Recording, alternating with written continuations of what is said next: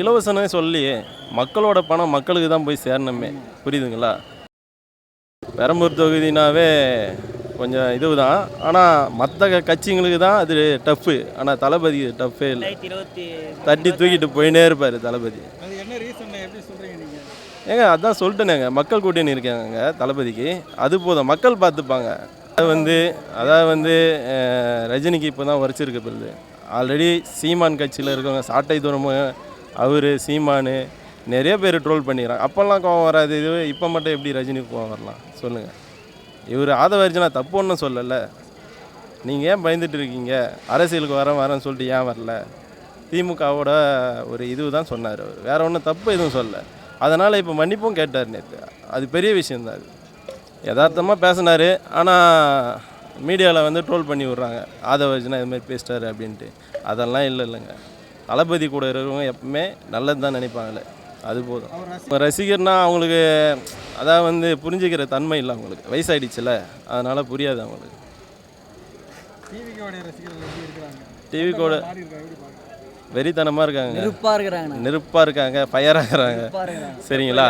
23ஆம் தேதி அந்த அழுத்துற சவுண்டு இருக்குது பார்த்தீங்களா?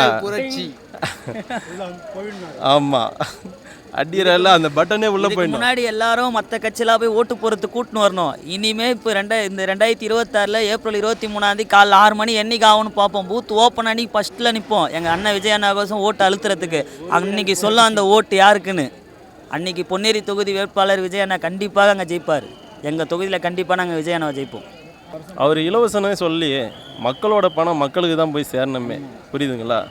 இது ஊழல் கட்சி இல்லை, எல்லாத்துக்கும் சமமான கட்சி இது, புரியுதுங்களா? மக்களுக்கு நல்லது பண்ண வராரு தளபதி. அவர் 250 கோடி வாங்கியிருந்தார், அதெல்லாம் விட்டு எதுக்கு வராரு சொல்லுங்கள்? ஊழல் பண்ணுறதுக்கு வராது, மக்களுக்கு நல்லது பண்ணுறதுக்கு தான் வராரு. சினிமாவில் சம்பாதினா எவ்வளோ சம்பாதிச்சிருக்கலாம், அதுலேயே சினிமாவில் சம்பாதினா எவ்வளோ சம்பாதிச்சிருக்கலாம். எதுக்காக வராரு? மக்களுக்கு நல்லது பண்ணுறதுக்காக வராரு. கூட்டணி இல்லாத ஆட்சியே நல்லது தாங்க. ஒருத்தர் 21 கூட்டணி, இன்னொருத்தர் 18 கூட்டணி, அது மாதிரி இல்லாமல் தளபதி மக்களோட கூட்டணி வச்சுருக்காரு பார்த்தீங்களா? அதுதான் பெரிய விஷயமே. அது எப்படின்னாக்கா, இப்போ பாஜக கூட தமிழ்நாட்டில் ஜெயிச்சுனாக்கா இந்து முஸ்லீம் கூட இந்த பிரிவினை தான் ஏற்படும். அதனால் யாரும் இந்து முஸ்லீம் எல்லாம் ஒற்றுமையாக தான் இருக்கிறோம். இப்போ பாஜக தமிழ்நாட்டில் இந்த கட்சி வந்துச்சுனாக்கா, இப்போ திருவைகுண்டை கூட நம்ம எடுத்துக்கலாம். இப்போ அது கூட பெரிய இஷ்யூவாக போயின்னு இருக்குது. அதனால் நம்ம தளபதி அவர் எல்லாருக்கும் சமம் தான் பேசுகிறாரு. அதனால் அவருக்கு ஒரு வாய்ப்பு கொடுத்து பார்ப்போமே. அதனால் அது இப்போதைக்கு நியூஸில் தான் போட்டுங்கிறாங்க. ஆனால் நிஜமாக அங்கே நின்னார்னாக்கா அவர் ஜெயிப்பார் ப்ரோ, கண்டிப்பாக ஜெயிப்பார். செங்கல்பேட்டில் நின்னா கூட ஜெயிப்பார், சென்னையில் நின்னா கூட ஜெயிப்பார், காஞ்சிபுரத்தில் நின்னா கூட அவர் எங்கே நிற்கிறாரோ அங்கே இந்த இதில் ஜெயிப்பார் ப்ரோ. அவர் ப்ரோ அவர்லாம் ஒரு ஆளே என்ன ப்ரோ நீ பேசு, அவர்லாம் ஒரு ஆளே இல்லை ப்ரோ. அவரை போய் நீ சொல்லிடு விஜய் தான் ப்ரோ, அவர்லாம் ஒரு ஆளே இல்லை ப்ரோ. இந்த அறநிலையத்துறை கையில் வச்சுக்கிறாரு, அதுக்கு அவர் ஒன்றுமே பண்ணதில்லை ப்ரோ. சும்மா ப்ரோ வேஸ்ட்டு ப்ரோ. அவர் அதெல்லாம் ப்ரோ, அதெல்லாம் நினச்சா இது வராது ப்ரோ. அது அவரே நின்று அவரே ஜெயிப்பார் ப்ரோ. மக்கள் எல்லாமே இப்போ அவருக்கு தான் ப்ரோ சப்போர்ட் பண்ணுறாங்க. அதனால் கண்டிப்பாக ஜெயிப்பார் ப்ரோ எங்கள் தளபதி. 2000 நான் ஒன்று சொல்கிறேன் ப்ரோ. ரஜினி ஒன்று சொன்னார், நான் அரசியல் வருது உறுதி. அவர் காக்கா பிடிச்ச மாதிரி அப்படியே கயிறு தூக்கின்னு போயிட்டார். ஆனால் எங்கள் தளபதி அப்படி இல்லை, நிற்கிறாரு, இன்ன வரைக்கும் நிற்கிறாரு. அது இப்படி தான் ப்ரோ நிற்கணும் அரசியல்னா.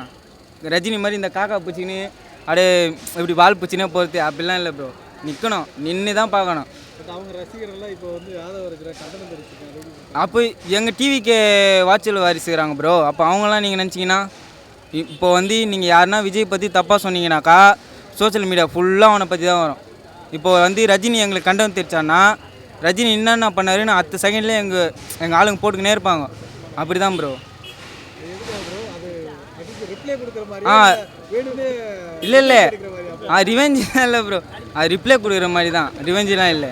எல்லோரும் தளபதிக்கு ஓட்டு போட்டுருங்க. ஏன்னா அவர் தான் நம்மளுக்கோசம் கஷ்டப்பட்டு வராரு. 1000 பிரச்சனை இருந்தாலும் மனசோடு வச்சுக்கிட்டு நம்மளுக்கு நல்லது பண்ணுறதுக்கோசம் வராரு. தயவுசெய்து சொல்கிறேன், எந்த ஒரு இது வந்தாலும் சரி கண்டிப்பாக ஓட்டு போட்டுருங்க விசில் சின்னத்துக்கு, ஓகேங்களா? வழக்கம் போல இந்த எலெக்ஷன் எல்லாருக்கும் பணம் வாங்குறது, சூடம் வாங்குறது, சத்தியம் வாங்குறது, ஸோ அந்த மாதிரி எலெக்ஷன் இருக்குமா? அது எல்லாம் மக்கள் வாங்கிப்பாங்க. தளபதி தான் சொல்லிட்டார்ல, யார் யார் எவ்வளோ கொடுக்குறாங்களோ வாங்கிக்கிங்க, இந்த பக்கம் போடுங்க, அவ்வளோதான். வேறு ஒன்றும் இல்லை, மாற்றமே இல்லை. விசில் சவுண்டு பறக்கும்.